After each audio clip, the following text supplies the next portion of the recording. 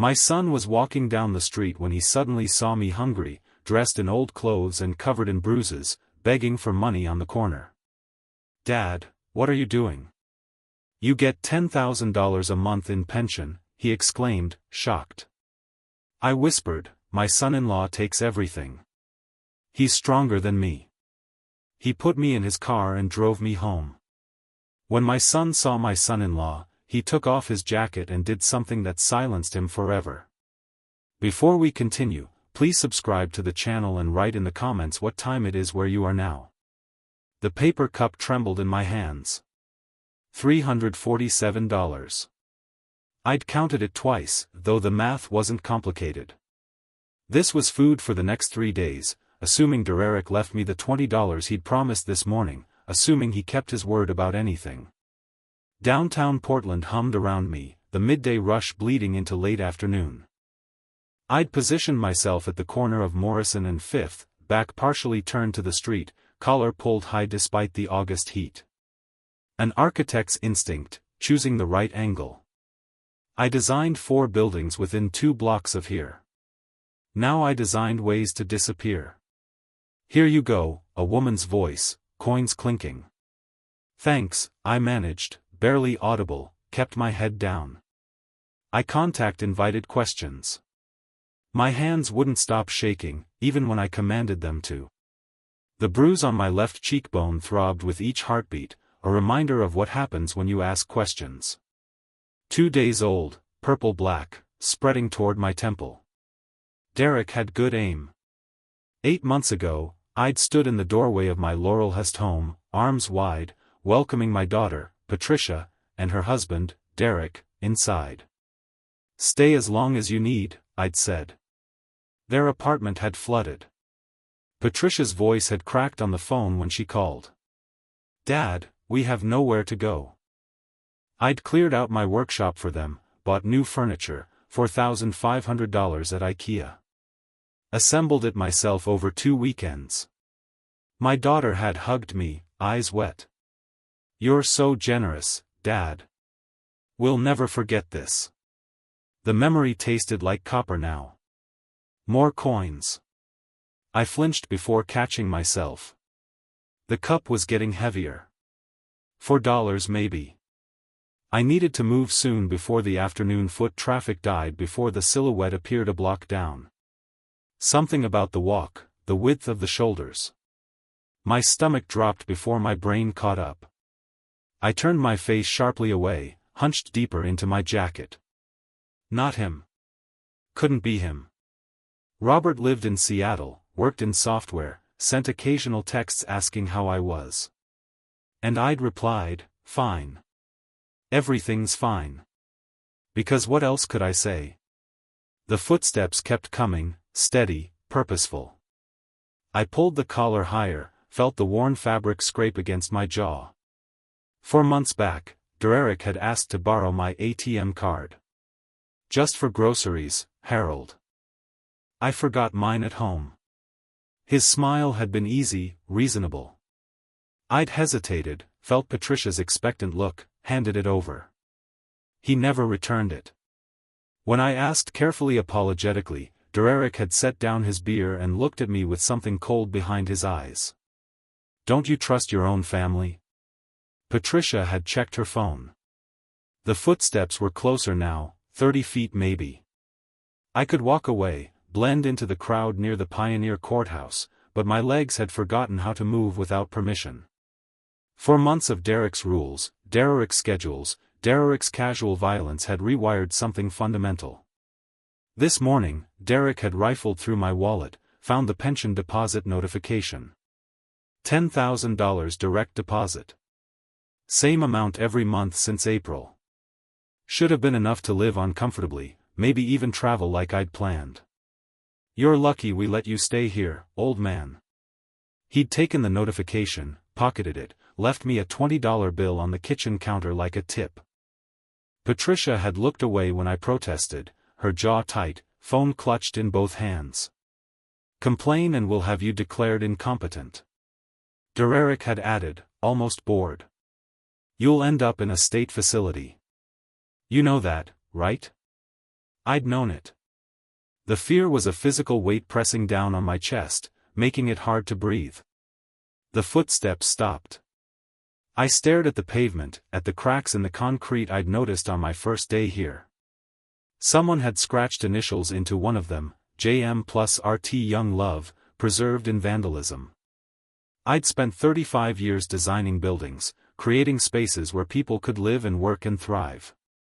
Now I couldn't even design an escape from this corner. The silence stretched. The city noise continued around us. Cars, voices, the distant screech of the Max train. But in the small space between my hiding and his seeing, everything else fell away. I didn't look up, didn't have to. The quality of the silence told me everything. Then a voice, shocked, disbelieving, breaking through the careful numbness I'd built around myself. Dad. I tried to become smaller, as if shrinking could undo recognition. My son Robert crouched down, putting himself at my eye level. The movement was deliberate, patient. He'd always been careful like that, even as a kid. Dad, talk to me. His voice was steady, but I heard the tremor underneath. What are you doing here? Robert, I didn't. This isn't. The words scattered before I could catch them. I was just his hand reached out slowly like approaching a frightened animal. He touched my chin, tilted my face toward the light. I watched his expression change as he saw the bruise clearly, his jaw tightened. Who did this to you? I pulled back, but he'd already seen. The evidence was written on my face, in my stained jacket, in the cup I was clutching with both hands, like it held something precious, which I supposed it did. $463. Now, someone had added a quarter while we'd been talking. Robert took the cup from my hands gently, but firmly enough, that I couldn't resist, and set it on the ground beside us, a symbolic gesture. This ends now. Except nothing ended that easily, and Derek had made sure I understood that. Derek, I said because there was no point in lying anymore. Derek takes it all. The pension, the savings access, everything. He says it's rent. Says I owe them for taking care of the house. Robert's face didn't change, but his knuckles went white. $10,000 a month for rent in your own house. When he said it like that, the absurdity was obvious, but Derek had a way of making unreasonable things sound logical, and Patricia backed him up. And when you're alone in a house with two people telling you you're wrong, you start to believe them. Come on, Robert stood, offered his hand. My rental car is just down the block. We need to talk somewhere that isn't here. If Derek finds out I told anyone. The fear was automatic, rising in my throat like bile. He's not going to do anything to you. Not anymore. Robert kept his hand extended, waiting. I took it. Let him pull me up. My knees protested. Too many nights sleeping on the floor of what used to be my workshop after Derek had taken my bedroom for his home office. Robert's hand on my elbow was gentle, supporting without pulling. We walked slowly. I moved like someone used to being hurt, calculating each step. His rental car was a gray Honda parked in a loading zone. He opened the passenger door, waited while I lowered myself carefully into the seat. The car smelled clean. Normal. I'd forgotten what normal felt like. Robert slid into the driver's seat, but didn't start the engine. He turned to face me, waited. I'd taught him that years ago. How to wait for people to be ready to talk. Architects learn patience. So do good parents, I thought.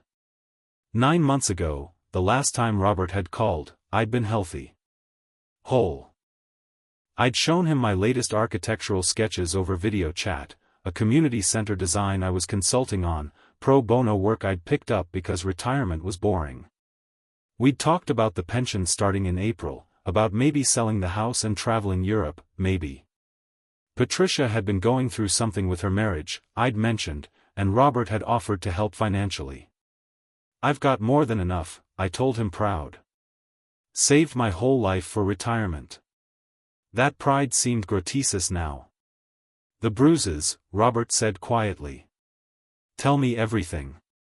So I did. For the first time in months, I could breathe without calculating the cost.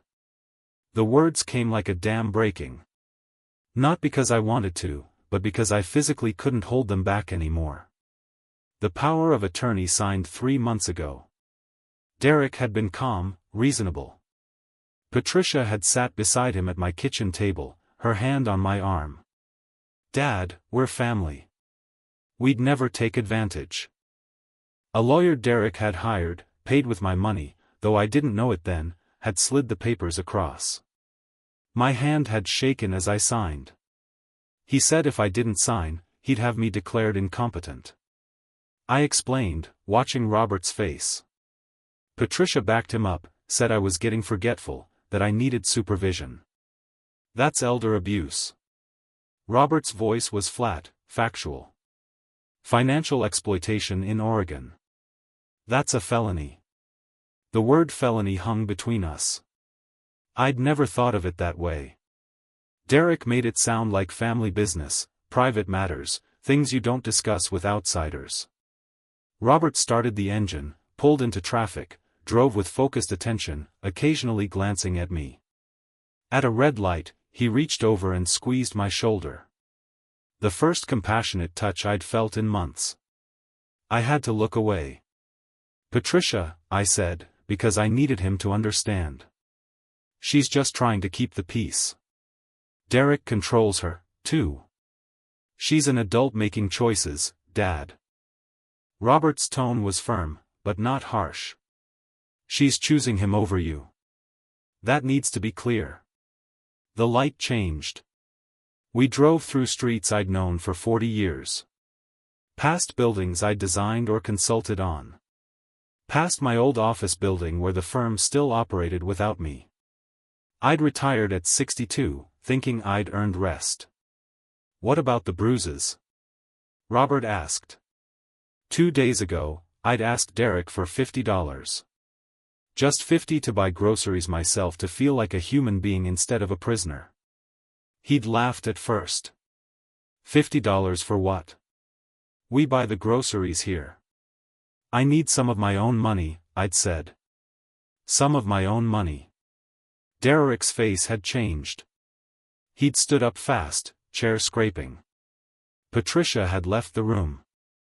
I'd heard her footsteps on the stairs, quick and retreating. Derek's hand on my shoulder, squeezing, then shoving me against the wall. You don't have your own money anymore, old man. You have what I give you, and if you keep asking questions, I'll make sure you end up in a state facility, eating pured food and wearing diapers. Is that what you want? I'd said nothing. He'd pushed me aside. I'd fallen, hitting my face on the doorframe corner. He'd stepped over me to get another beer from the fridge. Robert's knuckles were white on the steering wheel again as I finished the story. We were in Laurelhurst now, turning onto my street. Oak trees lined both sides, their branches forming a canopy. Beautiful neighborhood. I'd bought the house 30 years ago. Raised both kids here. The car slowed. My house appeared through the windshield. Craftsman style, blue-gray with white trim. Front porch. I'd restored myself. Through the window, I could see the television's glow. Robert turned off the engine, looked at the house where his father should be safe. His jaw was tight. Derek's in there, he asked. I nodded. The fear was immediate, visceral. Robert's voice was calm, but carried steel underneath. Good. I want to meet him. He opened his car door. I grabbed his arm. Robert, he's dangerous. He's stronger than my son. Looked at me, and for the first time I saw something in his eyes that made me think Derek should be the one who's afraid. We're ending this today, Dad. One way or another. My hand trembled as I unlocked my own front door. Robert's palm settled on my shoulder. Steady pressure that said I wasn't alone anymore. The house smelled different than I remembered, like someone else lived here now, someone who bought expensive cologne and left takeout containers on surfaces I used to keep clean. The television dominated the living room, massive, 70 in at least, mounted where my architectural prints used to hang. Derek sprawled on the leather recliner, another new purchase, in sweatpants and a tank top, beer balanced on the armrest. He didn't look up immediately, eyes fixed on some action movie. Volume cranked high. Then he sensed us. His body language shifted, straightening territorial. The remote control went down slowly. "Harold, you're home." His eyes moved to Robert, calculating, "Who's your friend?" 7 months ago, Derek had been different that first month. Called me sir, asked before using things. Helped fix the loose gutter without being asked. "Let me get that for you, Harold." Always polite, always grateful. Then, so gradually, I hadn't noticed the precise moment. Permission became assumption. Requests became commands. Derek stopped asking and started telling me what to do in my own house. "We're having people over. You should stay in your room." The shift had been so subtle, I couldn't remember when I had lost control. "I'm Robert." My son's voice carried the kind of quiet that makes loud people nervous. "Harold's son from Seattle." Derek's face did something complicated. Surprise followed by forced casualness. Son Harold never mentioned. He stood taller than Robert, but softer. Desk job body versus whatever kept my son fit. "We didn't know you were visiting." Robert walked further into the room, taking in the television, the sound system, the new furniture. His face showed nothing, but I knew he was cataloging everything. Price tags ting in his mind. The bruises on his face. How did those happen? Derek's expression flickered. "He's elderly. He falls sometimes. We take care of him here. He's lucky we." I found him begging for change on a street corner. Robert's tone stayed level, factual, with a $10,000 monthly pension. "Explain that." The television's volume suddenly seemed obscene. Derek grabbed the remote, muted it. The silence was worse. "This isn't your business." Derek's voice rose, filling space Robert's quietness had left. "You don't live here. We live here. We pay bills. We take care of this place." His place. Robert stepped closer, not aggressive, but refusing to be intimidated. "His bills. His money you're spending. And you're going to explain where every dollar went." "Last Christmas I'd hosted dinner. 20 people. Robert had driven down from Seattle, and I'd felt expansive, generous, alive, showed Robert my latest drawings, talked about consulting opportunities coming my way. I'd stood straight then, filled doorways with my presence, laughed easily. The man standing beside Robert now felt physically smaller, like months of fear had compressed my bones. Derek's face was reening. "He signed everything over to me. Legal documents." He agreed. Robert began removing his jacket. Slowly, methodically, he folded it over a chair back.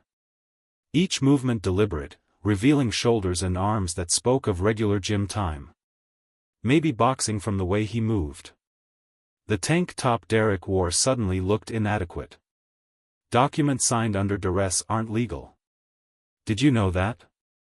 Robert's voice dropped even quieter as he approached. "And beating an elderly man in Oregon, that's called elder abuse. That's a felony, Derek." 2 weeks ago, Derek had shown me the television receipt. Just $2,800. "You don't mind, right, Harold? You never used the TV anyway." I'd protested. That was nearly 3 months of the allowance Derek claimed I didn't need. His face had changed, the mask slipping. "You think you're going to watch TV? You're barely capable of working the remote. This is payment for us living in this dump and taking care of your ungrateful." Patricia had touched his arm, whispered something. Derek had smiled cold and satisfied. Right. You're lucky we're here, Harold. Remember that. Now Derek's eyes darted between Robert and the door. You can't prove I don't have to listen to this. He grabbed his car keys from the counter. Robert took another step forward. Not fast, but purposeful. Derek backed up, stumbled slightly on the new rug, purchased with my money, caught himself. Then he ran. Not walked, not stormed out, ran through the front door in his socks. No shoes, keys jangling in his fist like he thought Robert might chase him. His car door slammed. Engine roared. Tires squealed, pulling away from the curb. Robert and I stood in the living room. The muted television flickered colors across the walls. Outside, Derek's car sound faded down the street. I couldn't finish the sentence. He ran away. Robert turned to me. Something in my voice must have caught his attention because he studied my face and I realized I was smiling. Actually smiling, lips pulling up involuntarily for the first time in months. Yeah, Dad. He ran.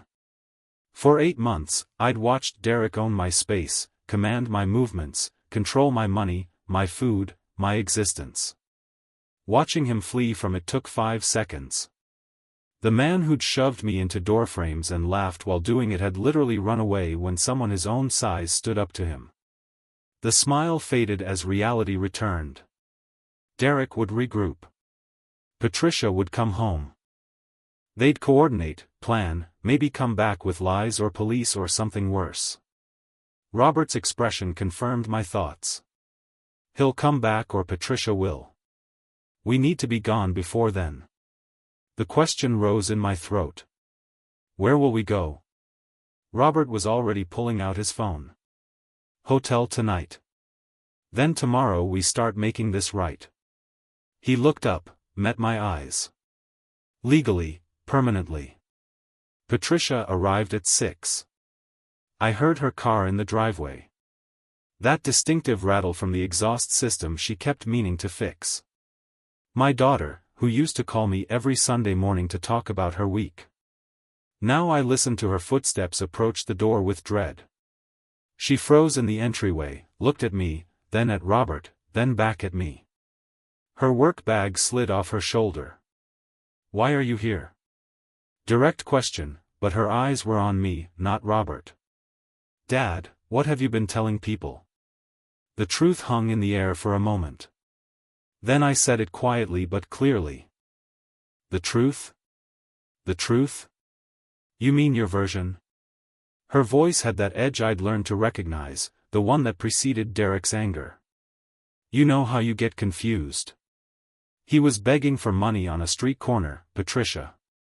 Robert's voice cut through like wire through butter with bruises on his face while you and Derek spend his pension. Which part of that is confusing?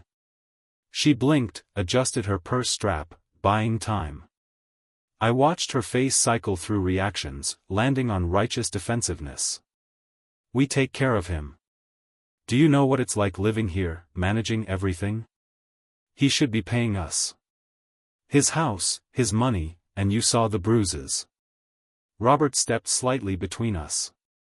Casual, but deliberate. You want to explain those? That was Patricia's voice dropped. Derek said he fell. I wasn't there. You were there enough to take his money. That makes you complicit. You know that, right?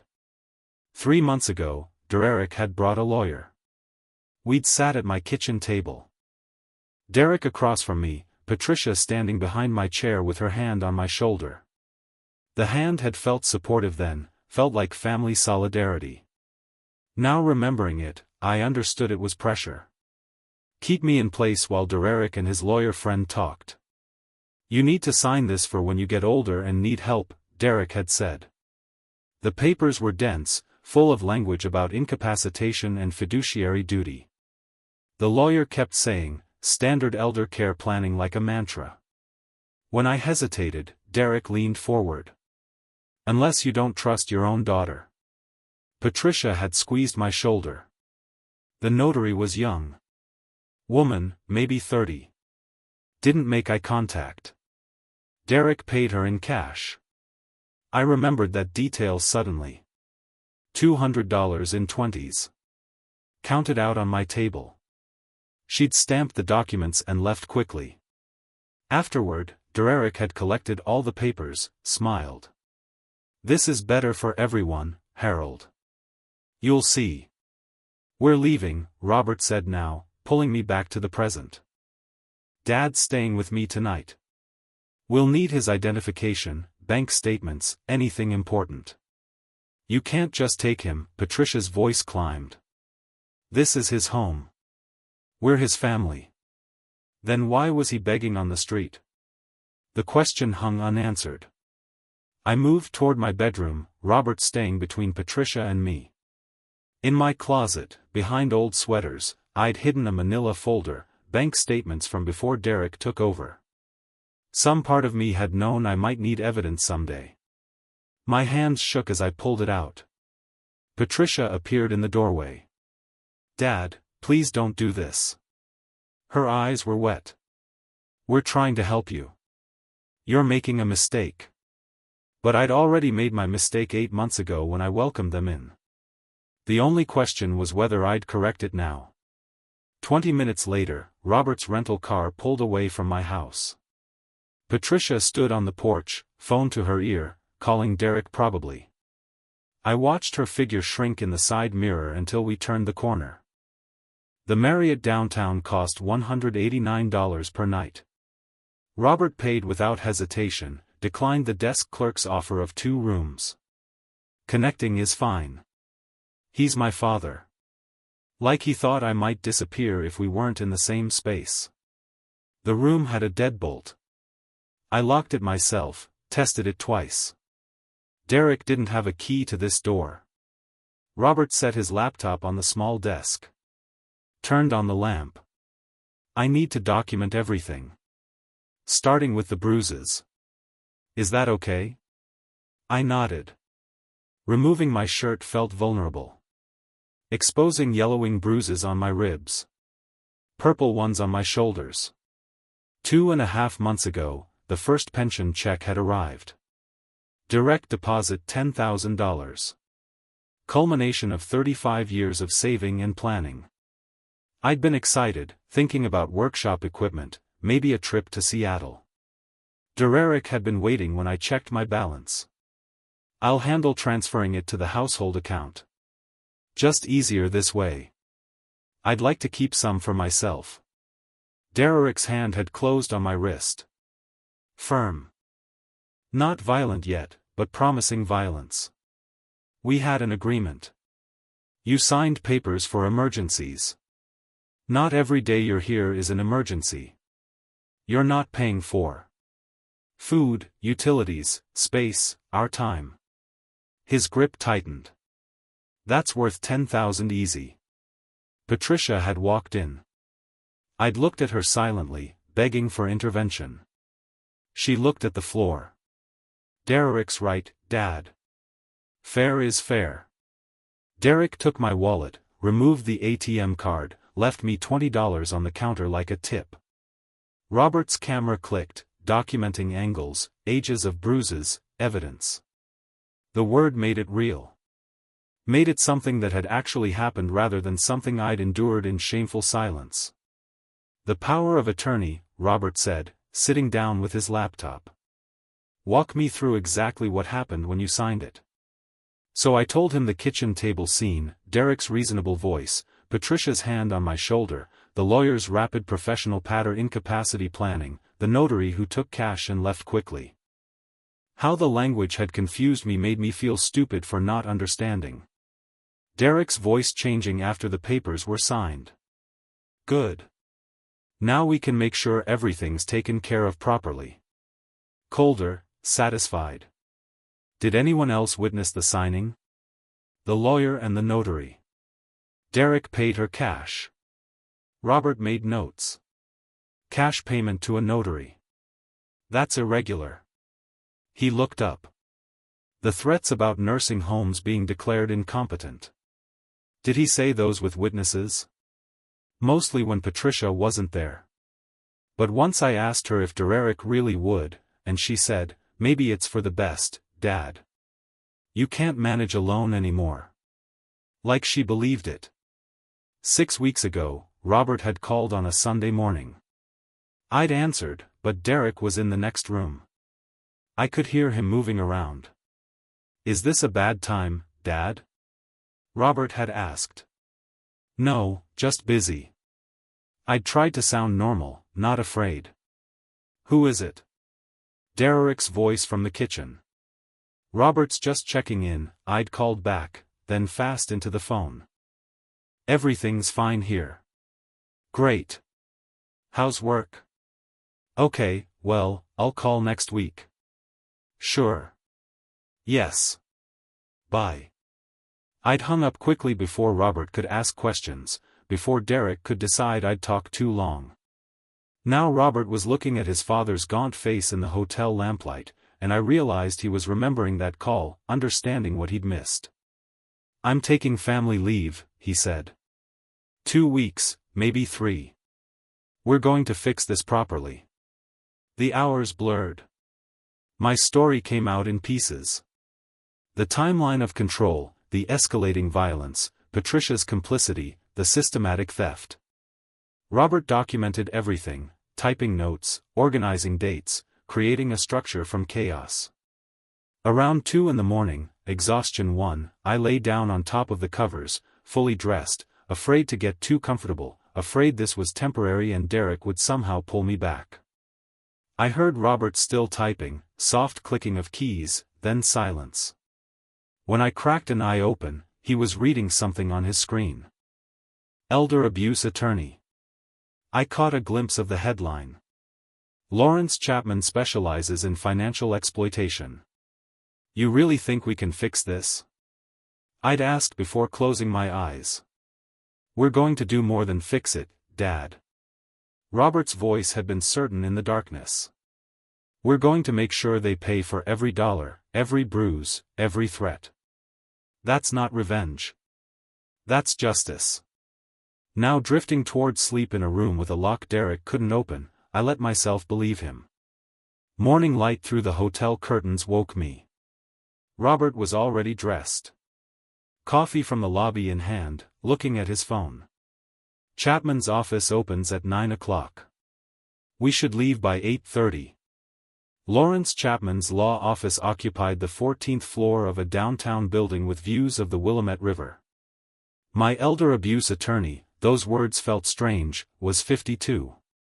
Gray at the temples, handshake firm without being aggressive. His office walls displayed certificates and commendations from Oregon elder advocacy groups. "Show me everything," he said. Robert opened his laptop, the manila folder I'd hidden, bank statements highlighted and organized. Photographs of my bruises from multiple angles, numbered and dated, the timeline Robert had created. Each incident documented with specifics. The power of attorney itself. Chapman studied the documents for 20 minutes, occasionally making notes. When he looked up, his expression had shifted from professional courtesy to focused anger. "This document has all the hallmarks of coercion." He tapped the power of attorney. "The language is legitimate, but look, it grants comprehensive, irrevocable power. No elderly person would sign this willingly without independent counsel." "He had a lawyer there," I said. "I thought it was normal." "His lawyer, not yours. That's the first red flag. The second is the cash payment to the notary. Your son documented that. Smart. The third is the timing. Right after they moved in. This is textbook undue influence." Chapman's words rewrote the last 3 months of my life. What I'd called weakness, he called coercion. What I'd called my fault, he called a crime. In Oregon, financial exploitation of someone over 65 is a Class C felony. Chapman's voice was matter of fact, like he was explaining traffic laws. "That means up to 5 years in prison and fines up to $125,000. Your son-in-law isn't just looking at civil liability. He's looking at a criminal record, potential incarceration. I blinked. Prison for taking my money? For stealing from a vulnerable adult using coercion and fraud? Yes, prison. And your daughter, if she was complicit, faces civil liability for damages. By noon, we'd filed 3 documents.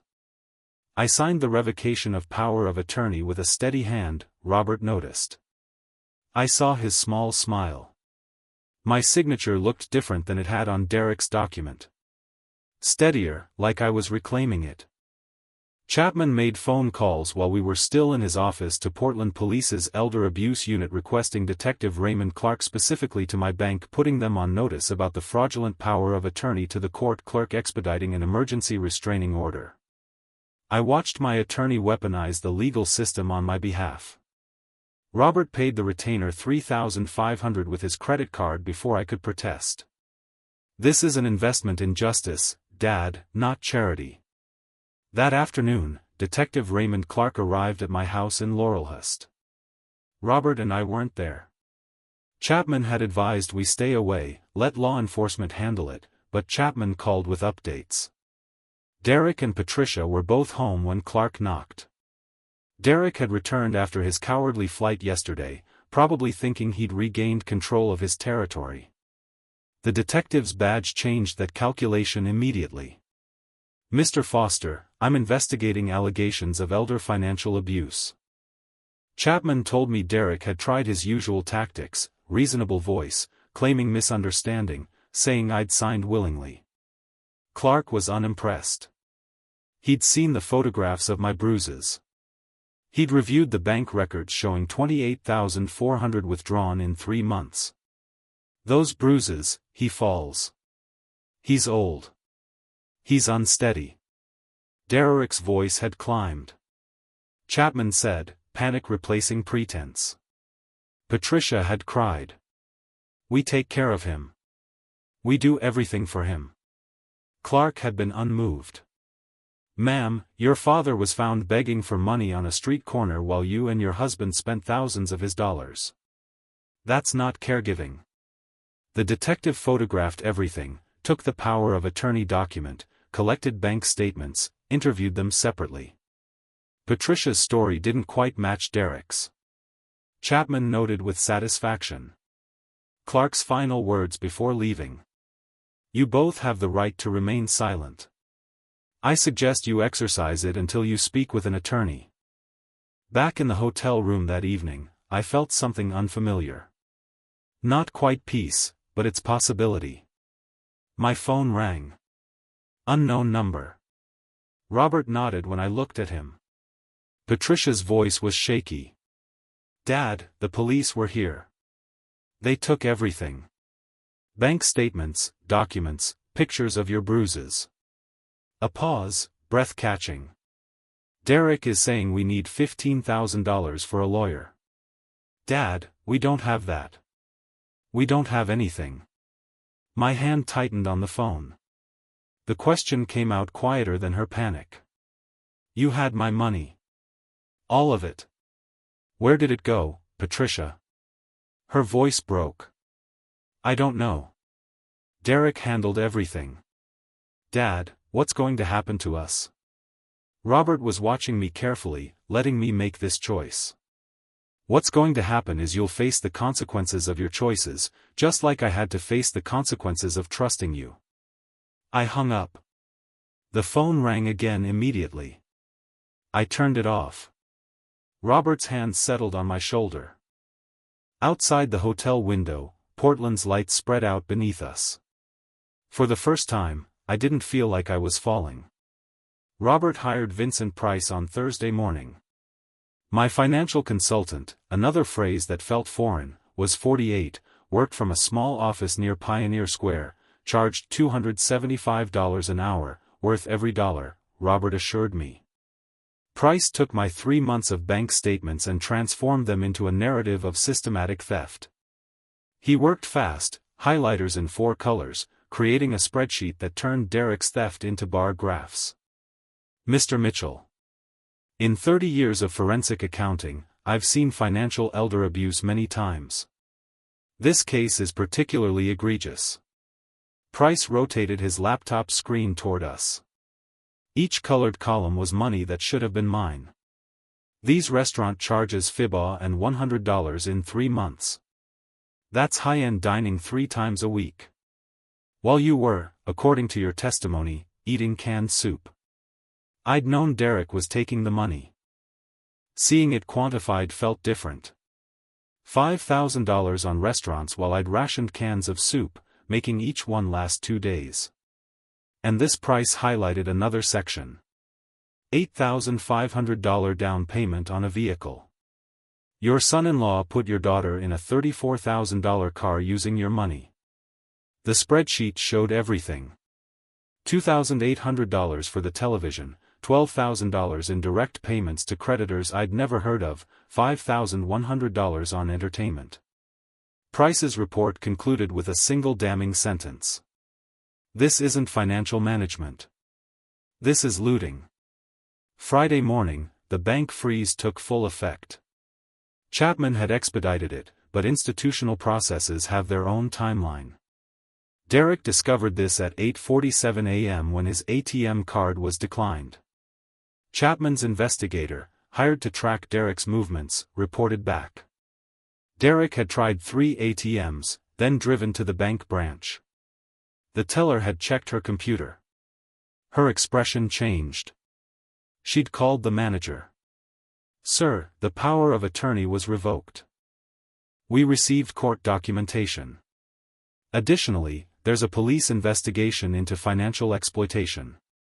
I cannot provide access to Mr. Mitchell's accounts. Derek's voice had risen. You can't freeze my access. That power of attorney is legal. Then Mr. Mitchell can come in personally and tell us that. Until then, the account remains frozen. Derek's world was collapsing in real time. His credit card declined at a gas station. His phone started ringing, creditors, automated payment systems failing, overdraft notices. His entire financial existence had been built on my pension. That evening, debt collectors arrived at my house. Chapman called with an update barely containing satisfaction. 2 men, professional collection agency, looking for Derek Foster, who owes $3,200 on a past due personal loan. Patricia answered the door. Derek tried to brush it off. The collectors were unmoved. I pictured my daughter's face, confused, probably starting to realize the man she'd married had secrets. Mr. Foster, you've missed 3 payments. The balance is $3,200. Past due by 47 days. We need payment within 48 hours. Or this moves to legal collections. Judgment. Wage garnishment. Potential liens. Personal loan. Patricia's voice would have been small. Derek, what is he talking about? The collectors had left paperwork. Multiple maxed-out credit cards. Personal loans with predatory interest rates.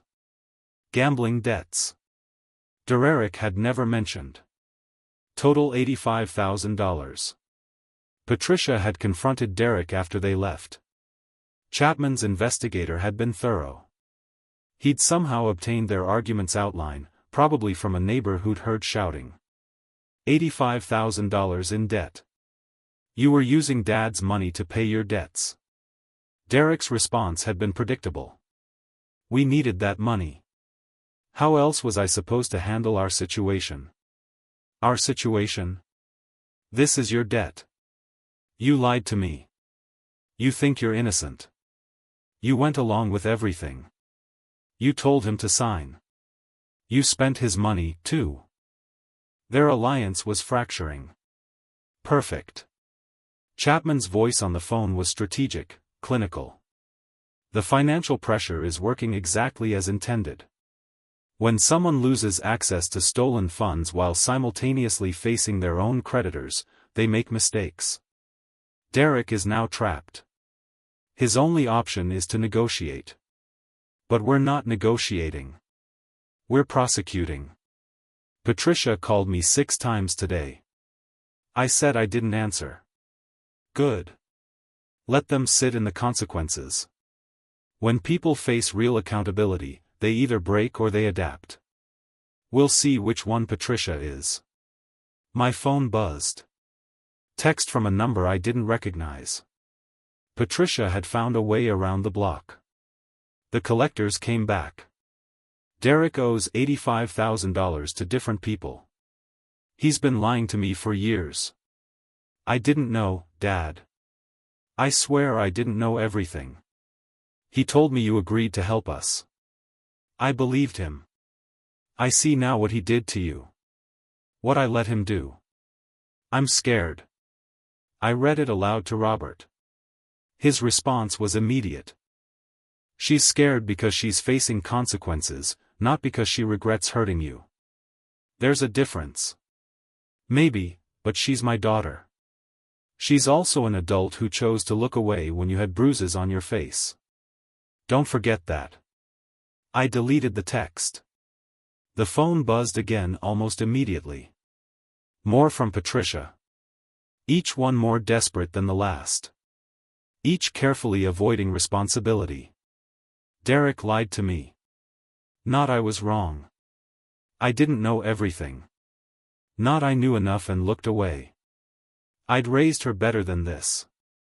Or I thought I had. I turned the phone face down. Tomorrow Chapman had a meeting with Detective Clark. The criminal case was building. Vincent Price's report would be submitted as evidence. The financial consultant had found something else. The car Derek bought was actually financed in my name. Forged signature using the power of attorney. More fraud, more charges. For tonight, I let myself feel something I hadn't felt in months. The sensation took me a moment to identify. Winning. Chapman called Saturday morning. I need you to talk to your neighbor, Dorothy Sanders. She contacted my office yesterday. Dorothy had lived next door for 15 years. She'd been Harold Mitchell when I moved in, before the divorce, when life looked different. She'd seen my whole arc. Successful architect, proud father, now this. She's nervous about getting involved, Chapman continued. But she has information. Can you come with me to interview her? Robert offered to drive us to Dorothy's house, but Chapman suggested just the two of us. Too many people might intimidate her. Dorothy's living room smelled like lavender and old books. She served tea neither of us wanted, hands shaking as she poured. I should have called the police sooner. Her voice was thin, apologetic. I'm sorry, Harold. Tell me what you saw, Chapman said gently. I've lived here 15 years. Harold was always kind, helped me with my gutters, brought me vegetables from his garden. When those two moved in, everything changed. She looked at me, eyes wet. I heard shouting, doors slamming. Last month I saw Derek push you. Actually push you. You fell against the railing. I remembered that day. The humiliation of it. Dorothy had been watching from her window. I almost called police, but Harold saw me and shook his head. He looked terrified. Later, he told me Derek threatened him if anyone found out. Why didn't you call anyway? Chapman asked, pen moving across his legal pad. I wanted to, but Harold begged me not to. He said Derek would make it worse. I'd said exactly that, standing in her kitchen the next day, bruise forming on my hip, asking her to forget what she'd seen. You have nothing to be ashamed of, Harold. Dorothy reached across and squeezed my hand. What they did to you? That's shameful. Chapman's investigator had obtained security footage from 2 neighboring houses. We spent Sunday afternoon in Chapman's office, reviewing timestamps, creating the documented timeline. Robert's software background made him useful here, converting formats, organizing files. I watched myself on screen, the hunched posture I hadn't known I'd adopted, the way I glanced over my shoulder before taking out trash, the fearful efficiency of someone who'd learned not to draw attention. One clip showed Derek grabbing my arm, yanking me back inside when I'd been too slow collecting the garbage bins. The force was visible even from across the street. "This is strong evidence," Chapman said. "Corroborates your testimony, Dorothy's statement, the medical documentation." Monday morning, Detective Clark called Chapman. I listened on speaker. "We've got everything we need. Financial forensics showing systematic theft. Medical evidence of assault. Eyewitness testimony. Video corroboration." The DA reviewed the file. "She's filing charges. Elder abuse. Class C felony. Mr. Mitchell, you should know this is going to trial. Your son-in-law is looking at serious time. Prison?" The word felt foreign. "Actually, prison. 5 years maximum for a Class C felony. More likely 2 to 3 with plea bargain. But yes, actual incarceration." Derek received the criminal summons by certified mail Monday afternoon. Simultaneously, Patricia got civil lawsuit papers. $45,000 in damages, every dollar itemized. Chapman had timed it perfectly. Maximum psychological impact. Derek's response was predictable. He called 5 criminal defense attorneys. All quoted $15,000 to $25,000 retainers. One told him bluntly, "With the evidence they have, you're looking at plea bargain territory, but I can't help you without payment up front." I learned this from Chapman, who had sources I didn't question. Derek's final desperate move came Tuesday, a formal petition claiming I had dementia, that Robert was manipulating me, that I was incompetent to revoke the power of attorney or file charges. "He's arguing you need a court-appointed guardian," Chapman explained. "That you're not capable of making these decisions." The fear was immediate. What if they did find something wrong? What if Derek was right that I was losing capacity? "You're sharp as ever, Dad." Robert's voice was firm. "You remember dates, details, everything. This evaluation will prove Derek's lying." Dr. Helen Winters, a geriatric psychiatrist Chapman recommended, spent 3 hours with me Wednesday morning.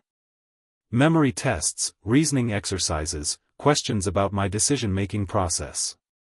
Her report arrived that afternoon. "Mr. Mitchell demonstrates full cognitive capacity, memory intact, reasoning clear, decision-making ability unimpaired, no evidence of dementia, confusion, or diminished capacity.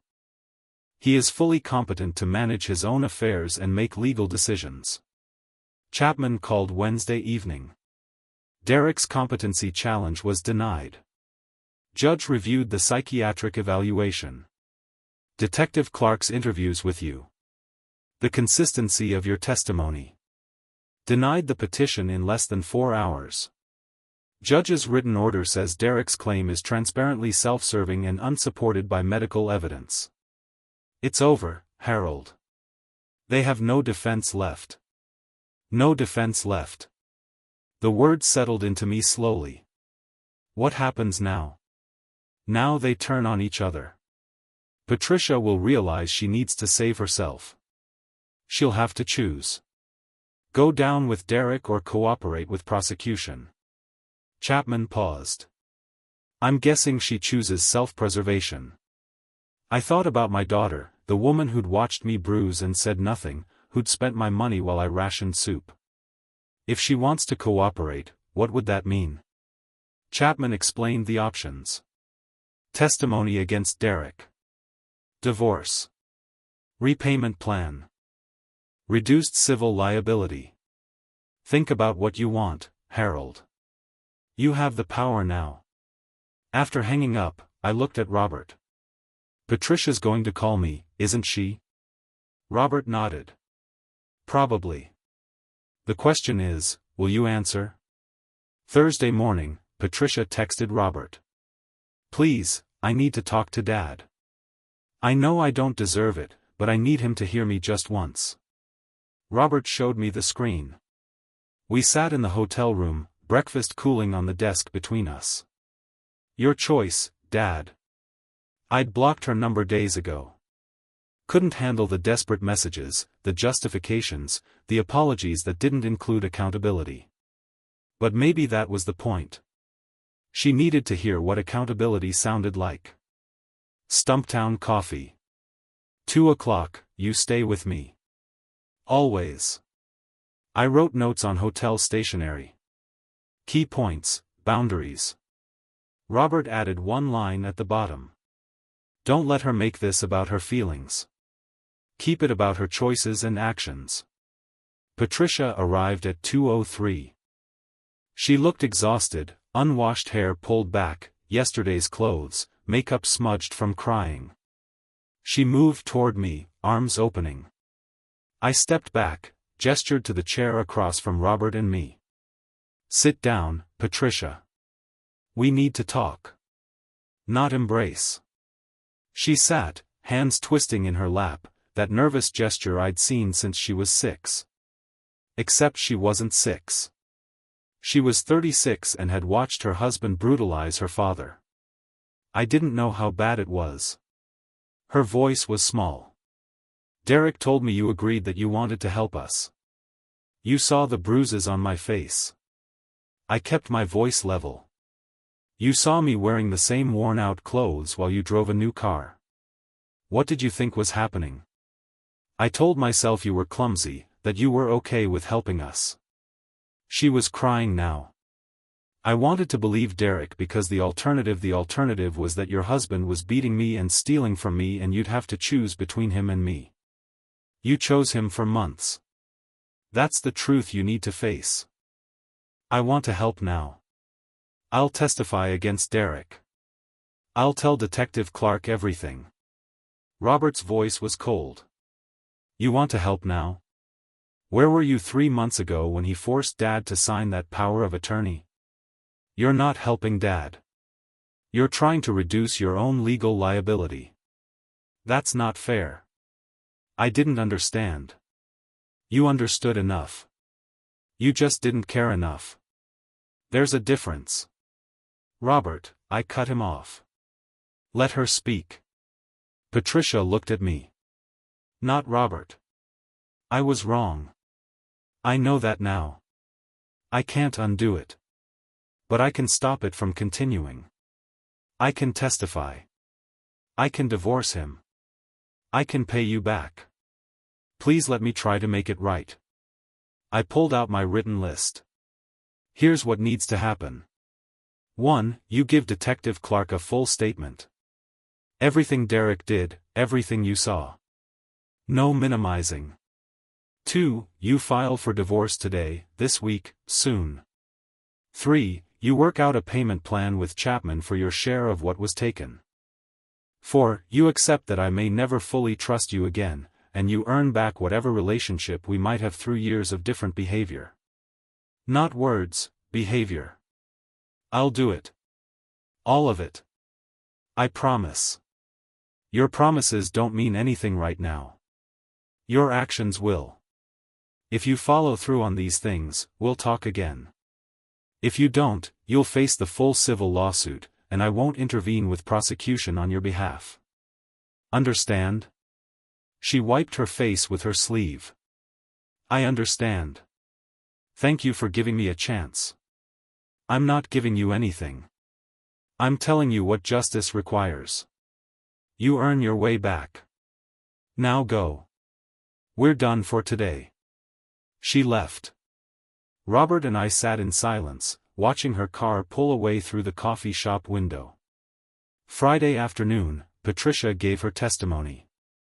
Chapman was present, made sure it was recorded, legally usable. 3 hours of detailed statement. Derek's pattern of behavior. Financial transactions she'd witnessed. Harold's visible fear. Derek told me he had power of attorney and that Dad agreed he should manage finances. She said into the recording. I saw large withdrawals. When I asked, Derek said Dad wanted to help us get established, but there were times I questioned it. Once I saw Dad eating soup from a can for dinner while Derek and I had gone out to a $200 meal. I asked Derek if we should be spending so much. He said, "Your father wants us to enjoy life." I chose to believe him because it was easier. Detective Clark, did you witness any physical altercations? I saw Derek grab Dad's arm hard enough to leave marks. I saw Dad flinch when Derek raised his voice. Once I came home and Dad had a bruise on his face. Derek said he fell. I asked Dad if he was okay. Dad looked at Derek and said he was fine. I knew something was wrong. I knew, but I didn't do anything. Same day she filed for divorce. Irreconcilable differences in Derek's criminal conduct, petitioned for her maiden name back.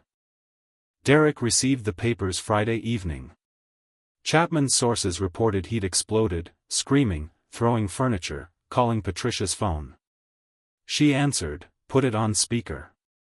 Her friend witnessing, "You're leaving me now? When I'm facing criminal charges? When I have nothing?" Patricia's voice was steady, cold, the kind of person who finally sees clearly. "You told me we were building a life together. You lied about everything. Your debts, $85,000 I knew nothing about. Using my father's money to pay your gambling debts, beating him, threatening him. You made me complicit in elder abuse. I could go to prison because of you. You spent that money, too.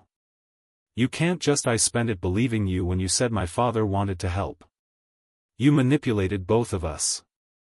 The difference is he's the victim and I was the fool. I'm not going down with you. I gave Detective Clark my testimony today. I filed for divorce an hour ago. It's over. You'll regret this. I'll tell them you knew everything. I'll make sure they what? Charge me? They already are. But with my testimony, I'll get a plea deal. You're going to prison. Goodbye, Derek." She hung up, sent the recording to Chapman. More evidence of threatening behavior. Saturday evening, Chapman called the hotel. Patricia filed for divorce yesterday, gave her full testimony. Detective Clark says it's exactly what they needed. The DA is moving forward with formal charges against Derek. As for Patricia, with her cooperation, they'll recommend reduced civil liability and no criminal prosecution. She'll owe you $8,500 instead of $45,000. Payment plan over 2 years. Does that work for you? I looked at Robert. He nodded. It works if she actually follows through. There's one more thing. Derek has been served with an eviction notice. Since the house is yours and the power of attorney is revoked, you have the right to remove him. You could go home, Harold, as soon as the locks are changed. Going home? I hadn't let myself think about it. When? This weekend, the 23rd, we'll have police present to ensure Derek leaves peacefully. You'll walk into your house as the sole owner, the way it should be. After hanging up, I sat quietly. Robert asked. How do you feel? Like I'm waking up from something, but I'm not sure yet if it was a nightmare or just my life for a while. It was your life, but it's ending now. The next part, that's yours to choose. Choosing? I hadn't had that option in so long. This weekend I'd go home. Really? Home. Thursday morning. Chapman called with the court time. 10 o'clock, wear something comfortable. The judge has reviewed everything. This should be straightforward. Robert drove us downtown. I wore the same clothes I'd worn begging on Morrison Street 2 weeks ago, then caught myself and changed. That man was gone. I chose a clean button-down shirt, khakis, dressed like the architect I'd been. The courtroom was smaller than I'd imagined. Wood paneling, fluorescent lights, American flag in the corner. Chapman sat beside me at the plaintiff's table. Across the aisle, Derek sat alone, no attorney. His public defender had advised him to accept the judgment rather than fight. The judge was a woman in her 50s, reading glasses perched on her nose, reviewing documents with quick efficiency. Mr. Foster, you exploited a vulnerable elderly man for financial gain. Her voice carried authority without volume. You use legal documents to steal, physical intimidation to control, and systematic manipulation to maintain power. This court finds you liable for $43,400 in restitution and damages. You have 90 days to begin payment or face enforcement action. Additionally, a permanent restraining order. You must stay 500 feet from Mr. Mitchell at all times. Derek started to speak. Your Honor, I've read the evidence, Mr. Foster. There's nothing you can say that will change these facts. She looked directly at him. This court is referring your case for criminal prosecution. Elder abuse is not a civil matter to be settled with money. It's a crime. Patricia's judgment came next. $8,500. 60-day payment plan. No criminal charges due to cooperation. Outside the courthouse, Robert put his hand on my shoulder. You did it, Dad. I nodded, unable to speak yet. The judge's words had rewritten my reality. What Derek called help, the law called crime. What I'd called weakness, the court called evidence of abuse. Over the next 2 days, Derek's world finished collapsing. His employer terminated him. Criminal charges were public record now. The bank repossessed the car Patricia had been driving. Debt collectors began garnishment proceedings. He had 48 hours to vacate my house. Friday, I prepared to go home. Robert hired movers, a locksmith, bought a ring security system for $199. What if I can't feel safe there? I asked him that morning, packing my few belongings from the hotel room. What if every room reminds me of? We'll make new memories starting today. Saturday afternoon, we arrived at the house. Derek's borrowed truck was in the driveway, a friend helping him load. 2 police officers stood on the sidewalk. Chapman's arrangement. Derek saw me, started to speak. No contact, sir. The officer stepped between us. Restraining order is in effect. Derek looked at me with something I couldn't quite name. Rage, maybe. Defeat, certainly. Then he climbed into the truck and drove away from my property for the last time. I watched until his truck turned the corner. Gone. The locksmith arrived within the hour. Robert and I changed the front door lock together, my hands steadier now than they'd been 2 weeks ago.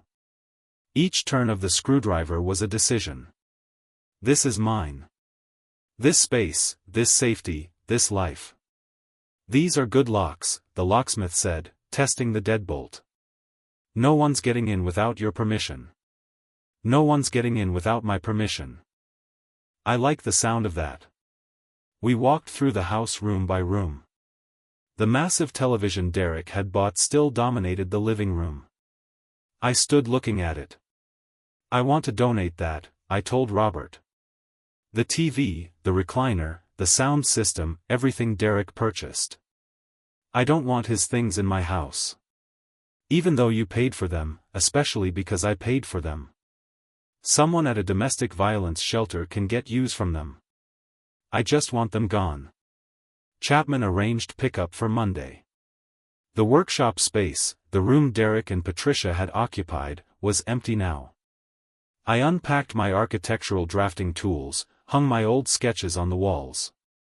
Robert helped me organize. Not directing, just assisting. This space looks like you again, Dad. Like when I was a kid, and you'd have drawings everywhere, smell of wood and coffee. I forgot what it felt like to have my own space. I touched one of my old drawings, a community-centered design from 5 years ago, to not be afraid in my own home. To make coffee without wondering if Derek would criticize me for wasting money on good beans. You're going to have to relearn normal. It'll feel strange at first. Strange sounds wonderful compared to what I had. Robert pulled me into a hug. You did it, Dad. You really did it. You got your life back. We did it. My voice was thick. I couldn't have done this alone. 9 months ago, I'd been here in this house, healthy and whole, showing Robert architectural sketches over video chat, planning my retirement. Then Patricia had called about the flooded apartment, and I'd welcomed them in with open arms. How fast everything had changed, how slow the recovery. That night, Robert stayed at the hotel to give me space. You need to reclaim this place as yours alone without me hovering. After he left, I walked through each room, touched familiar objects. The kitchen table where I used to sketch, the chair where I used to read, the bedroom where I'd slept for 30 years before Derek took it. I lay down on fresh sheets Robert had bought. The house was silent. Every sound made me tense. A car outside. Was it Derek? A creaking floorboard? Was someone in the house? The Ring doorbell's green light blinked steadily through the bedroom doorway. The deadbolt was locked. I was safe. I knew I was safe, but my body didn't believe it yet. I'd learn tomorrow. Maybe I'd start believing it, too. Sunday morning, Patricia texted Robert, "Can I see Dad, please? I need to talk to him." Robert showed me the message. We were in my kitchen drinking coffee I'd made from beans I'd chosen. Small things mattered now. "Your call, Dad." I thought about it. Avoiding her wouldn't make the hurt disappear. "Here, 11 o'clock. You stay with me. Always." She arrived exactly on time. Dark circles under her eyes, inexpensive clothes, hair pulled back simply. She looked exhausted, working, probably barely sleeping, carrying the weight of her choices. I let her in, but didn't embrace her, gestured to the living room. Robert and I sat together on the couch. She took the chair across from us. "Dad, I'm not asking for forgiveness." Her voice was steady despite the tears. "I know I don't deserve it, but I need you to know what I've done." I gave Detective Clark full testimony. 3 hours. Everything Derek did. Everything I saw and did nothing about. Derek will go to prison. I made sure of that. You testified to save yourself from criminal charges. I kept my voice level. Let's be clear about that. She nodded, accepting. Yes, at first. But by the end, Dad, I couldn't unsee what I'd been ignoring. How scared you looked. How thin you got, how you flinched when Derek raised his voice. I testified because it was true and because you deserved better from me, she continued. I'm working 2 jobs, mornings retail, nights restaurant. I moved to Gresham, a studio apartment, $950 a month. I'm paying you back $141 every month. It'll take 5 years. I filed for divorce. I'm going back to my maiden name. Robert's voice was cold. You're doing all this because you face civil judgment. Where was this change 6 months ago? Patricia looked at me, not Robert. I was a coward 6 months ago. I wanted to believe Derek because our life was easier if I did. I chose easy over right. I chose comfort over my father. I own that. I can't undo it. But I can stop doing it. I'd written notes last night, points I needed to say. I pulled them from my pocket now. Patricia, you made choices that hurt me for months.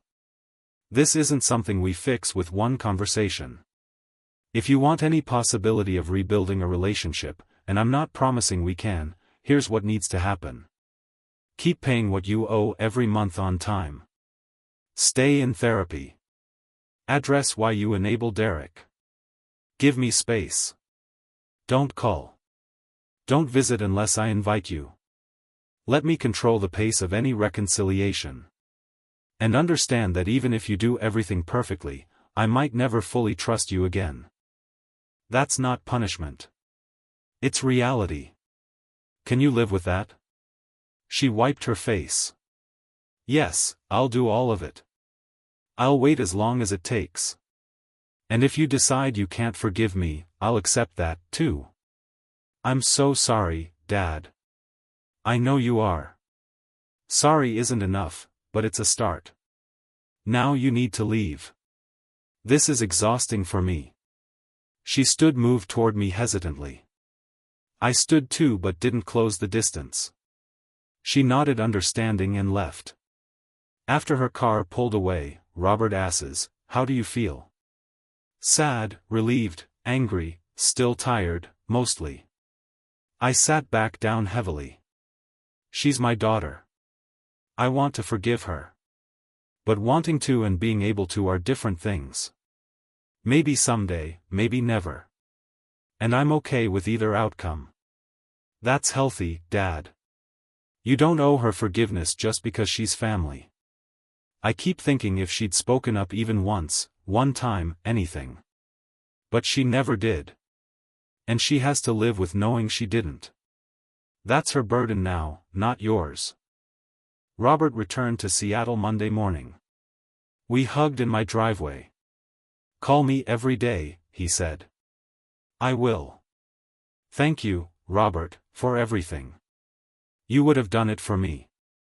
I hope I would have done it sooner. He smiled. You did it when it mattered. That's what counts. That evening, I sat on my front porch. August sunset, air cooling, the smell of someone grilling down the street. I'd made coffee from fresh beans. Good quality, not the cheap stuff I'd rationed before.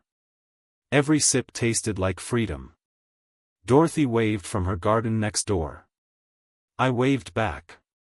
Normal neighborly gesture, but it meant something now. Connection without fear. My pension had deposited that morning. $10,000 directly into my account that only I controlled. I'd already booked a ticket to Seattle for mid-September. Visit Robert, meet my grandchildren properly, maybe take them to that science museum they love. Plans? The ability to make plans without fear someone would stop me. I'd contacted my old architecture firm that afternoon, left a message about consulting work. Maybe they'd call back, maybe they wouldn't, but I'd asked. That mattered. The plants around my porch were thriving. I'd been watering them daily, nurturing growth. They'd been dying when Derek controlled the house. Now they were coming back like me. My phone buzzed. Robert, love you, Dad. Talk tomorrow. I typed back, love you, too. Thank you for finding me. The street was quiet. The Ring doorbell's green light blinked steadily through the window behind me. House secure. Locks changed. Money mine, life mine. 2 weeks ago, I'd stood on Morrison and Fifth with a paper cup and bruises on my face, believing that was just my life now, believing I deserved it somehow, that I was too old, too weak, too broken to change anything.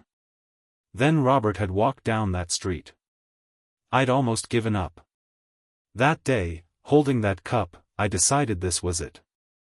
This was what being 65 meant. Powerless, controlled, afraid.